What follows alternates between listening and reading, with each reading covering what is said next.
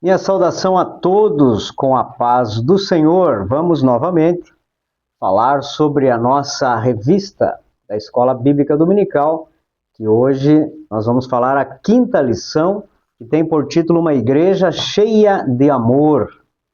Esta lição está sendo estudada agora no terceiro trimestre do ano de 2025 e traz por título A Igreja em Jerusalém, Doutrina, Comunhão e Fé. A base para o crescimento da igreja em meio às perseguições. Os irmãos bem sabem que as aulas aqui disponibilizadas são resumos das lições da Escola Bíblica Dominical. Eu não estou aqui disponibilizando este assunto, esse resumo, para substituir o ensino sistemático semanal que lá na tua igreja são ministrados, mas para incentivá-los a participar da Escola Bíblica Dominical. Essa é a nossa intenção. Peço também que você leia o texto bíblico, a leitura bíblica em classe, que está em Atos capítulo 4, do versículo 32 até o 37. E, logicamente, o comentário da revista, pois aqui eu não leio o comentário, eu apenas comento o texto bíblico e comento também aquilo que o nosso professor, o pastor José, ele está propondo para ser estudado nesta lição. José Gonçalves é o escritor desta revista. Também peço que você se inscreva no canal, deixe o seu joinha, para nós, nos ajuda muito, e compartilhe com quem ama a Escola Bíblica Dominical, ama a Palavra de Deus. O nosso texto áureo está registrado em Atos capítulo 4, versículo 32. Veja bem o que ele diz. E era o coração e a alma da multidão, dos que criam. E ninguém dizia que coisa alguma do que possuía era sua própria, mas todas as coisas lhes eram comum. Amém? A verdade prática diz assim: o amor é o elo que mantém a unidade da igreja local. Sem o amor não existe relacionamento cristão saudável. Uma grande verdade, né? O amor é o que nos une, o amor é aquilo que diz, expressa que somos realmente irmãos. Somos cristãos e vivemos aquilo que Jesus nos ensinou. O texto da leitura bíblica em classe, que está em Atos 4, 32 e 37, relata o resultado, o entendimento e as ações de uma igreja cheia de amor. Esse amor não é limitado apenas a palavras ou sentimentos, mas esse amor é desenvolvido e visto na prática, no dia a dia da igreja. Todas as coisas lhe eram comuns, tudo era de todos, todos tinham total acesso a tudo o que todos tinham. Interessante, né? Não havia a expressão isso é meu, mas era comum a expressão tudo é nosso. Através da liderança dos apóstolos, as pessoas começaram a compartilhar o que havia conquistado, a ponto de não faltar nada a ninguém. Tudo o que tinham era em comum a todos. Se faltasse para um, faltaria para todos. Se sobejasse, todos teriam abundância.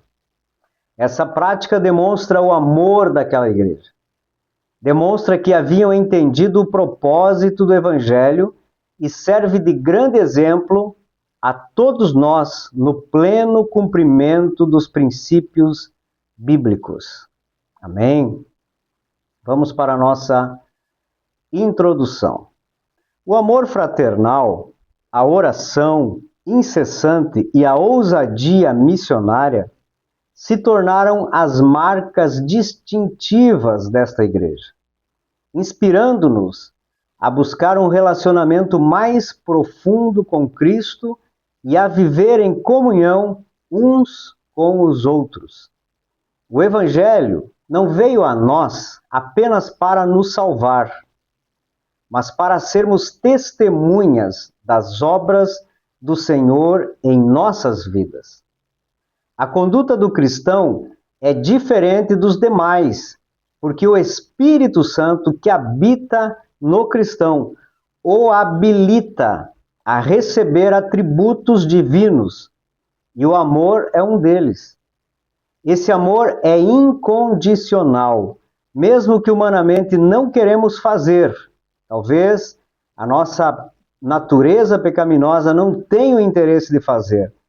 O amor que habita em nós nos impulsiona a amar, a auxiliar, a estender a mão a alguém, porque Deus também nos beneficiou com a vida eterna e também através da vida do seu Filho, né, que veio à Terra, viveu, plantou a semente, morreu, ressuscitou e retornou ao Pai.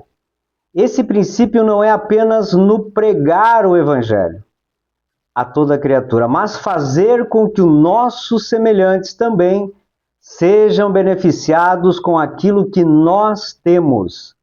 Se nós temos em abundância, nós podemos auxiliar também aquele que necessita. O primeiro tópico: o amor manifestado na comunhão da igreja. O crescimento da igreja. Não podemos dizer que o crescimento da igreja se dava apenas pelo amor demonstrado entre os crentes. No versículo 32, Lucas salienta que a igreja havia chegado ao nível da multidão. Essa expressão depende do espaço onde estão.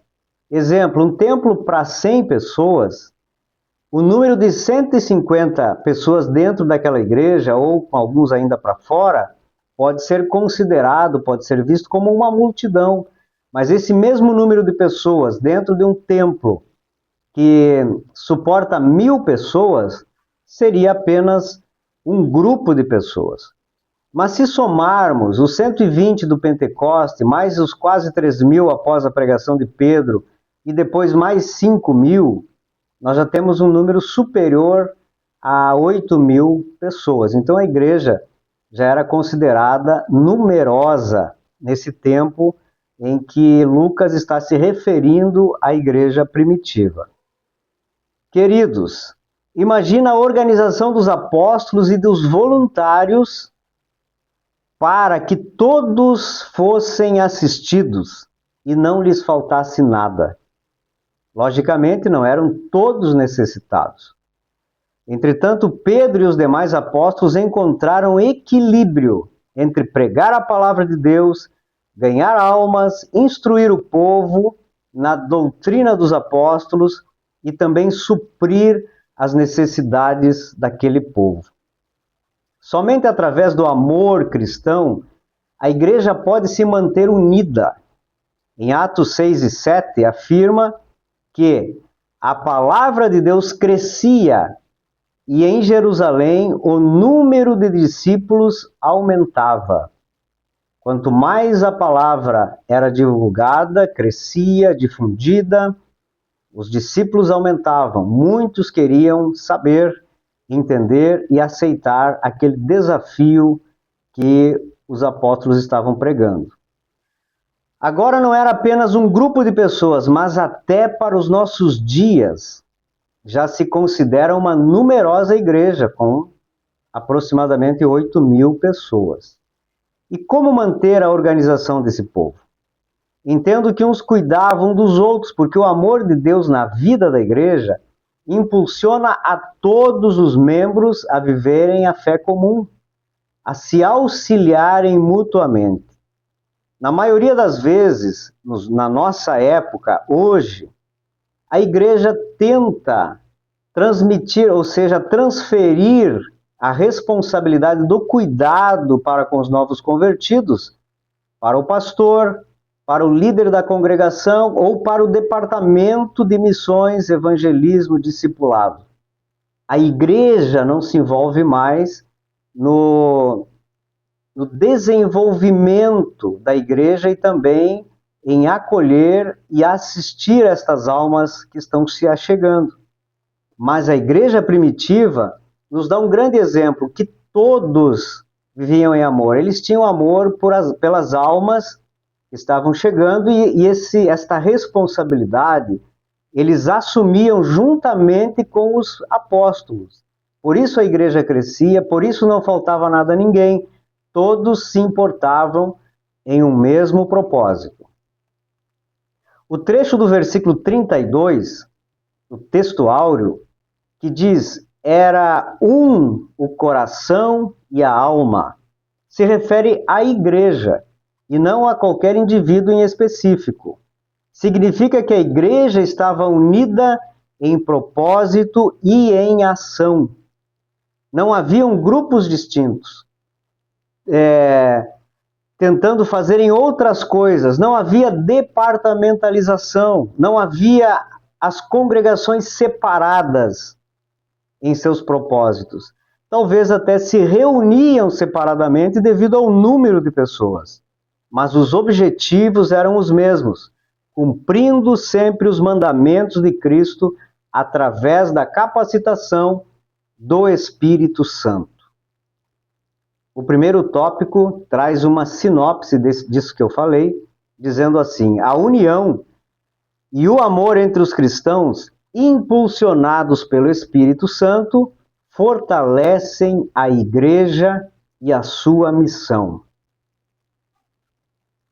Tópico 2, o amor como manifestação da graça.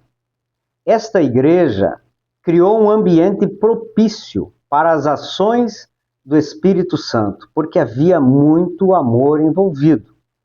A igreja atual deseja voltar a vivenciar e usufruir, se beneficiar dos dons e também as maravilhas do Espírito Santo. Nós queremos isto, mas hoje vemos e vivemos uma grande dificuldade exatamente pela falta de amor entre os cristãos. Porque nós encontramos pessoas magoadas, outras pessoas odiando, outras pessoas ao menos sem ter a coragem ou a capacidade de pedir perdão, de cumprimentar o seu irmão. E este é um ambiente onde o Espírito Santo não tem liberdade, porque não encontra amor no coração de muitas pessoas.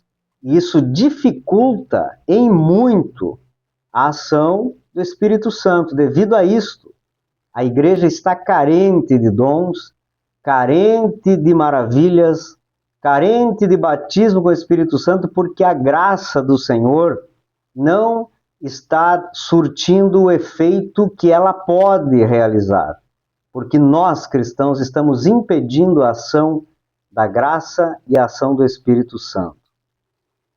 Em todos havia abundante graça. Isso está registrado no versículo 33 do capítulo 4 de Atos. A graça abundante é uma promessa a todo cristão, porém muitos não limpam o seu coração. Não abrem o espaço para que a graça seja abundante em suas vidas. A igreja primitiva vivia isso. Deus derramou sobre eles a graça, devido ao seu desprendimento das coisas terrenas, não tinha nada que impedissem que o seu coração fosse envolvido com as coisas de Deus. Também pelo amor pelo próximo e o cumprimento do ID de Jesus. Eles estavam fazendo tudo aquilo que Jesus havia ordenado. A sinopse desse tópico 2, diz assim: a graça de Deus se revela no amor cristão, capacitando os crentes a viverem equilibradamente entre a comunhão e a prática dos dons espirituais. Havia harmonia na igreja, havia amor. Quando se havia algum atrito, o amor superava os problemas e nada ficava para impedir a ação do Espírito Santo. Tópico 3. a manifestação do amor na solidariedade cristã. A igreja entendeu o princípio, a essência do Evangelho e agiu com equidade. Quer dizer, reconhecer igualmente o direito de cada um. Na prática, era observar e entender a necessidade de cada um para que nada lhes faltasse. Logicamente, não eram todos do mesmo nível social. Assim, os mais necessitados foram assistidos pelos demais, pois a solidariedade da igreja fazia com que todos tivessem condições de viver sem distinção, sem problemas, sem falta de alguma coisa. Todos eram providos por aqueles que tinham mais. A igreja primitiva tinha o hábito de compartilhar as coisas que Deus havia lhes proporcionado. Quem possuía algo compartilhava com quem não tinha. Os apóstolos auxiliavam na administração. Sabemos que no decorrer dos tempos essa prática diminuiu ou mudou a sua forma de ser administrada. Mas apesar de ainda vermos esse tipo de ação no meio da igreja, poderíamos ver ainda muito mais. Entretanto, isso não é comunismo ou socialismo, como alguns desejam usar para defender um ponto de vista ideológico. Isso é suprir a necessidade do teu irmão. Muitos irmãos em nossa era cederam suas casas, doaram propriedades para a obra do Senhor e transformaram em casas de oração. Outros se unem ainda hoje para prover algo para alguém quando está necessitado. E vimos, inclusive, a igreja envolvida no ano passado, em 2024, na grande enchente que atingiu o Rio Grande do Sul. A igreja deu uma aula de solidariedade, de ação social, de estender a mão, e nós vimos o amor de muitos para com todos os necessitados. Isso é sinônimo de amor. Quando vendiam suas propriedades, eles faziam voluntariamente. Não era nada forçado, nada obrigado. Também precisamos observar que ao Jesus dizer que voltaria para buscar a igreja, também foi interpretado que esse período seria um curto período. E então muitos, entendendo assim, começaram a vender as suas propriedades e depositar aos pés dos apóstolos para que na necessidade de todos, da igreja e as viúvas, os órfãos, esses valores fossem então usados.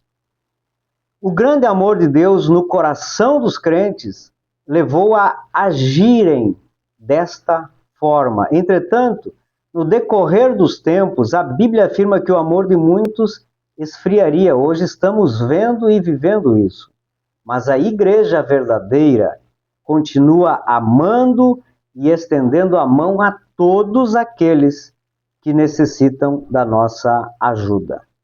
A sinopse desse último tópico diz assim: o amor se expressa na prática da solidariedade, onde os cristãos cuidam dos necessitados e buscam a equidade na comunidade. Amém? A nossa conclusão desta lição, conforme está escrita na nossa revista, diz assim: chegamos à conclusão de mais uma lição bíblica. Vimos como o amor de Deus, derramado nos corações da primeira igreja, mobilizou os crentes a socorrer os mais necessitados. Isso aconteceu de forma voluntária, quando cada um, de acordo com as suas posses, se prontificava a dar do que lhes pertencia. Não há igreja cristã verdadeira sem essa identificação com o outro. Ninguém pode fechar os olhos diante da necessidade alheia e se auto-intitular de cristão. O verdadeiro amor se realiza no atendimento da necessidade do próximo. Amém? Que Deus abençoe você, que esta lição, este ensinamento lhe permaneça no seu coração, lhe traga ensinamentos e esse ensinamento se torne prática na tua vida espiritual. Se você ainda não se inscreveu no canal, se inscreva, deixe aí o teu joinha, compartilhe com alguém e Deus vai recompensá-lo por toda a ação. Deus abençoe mais uma vez, em nome de Jesus.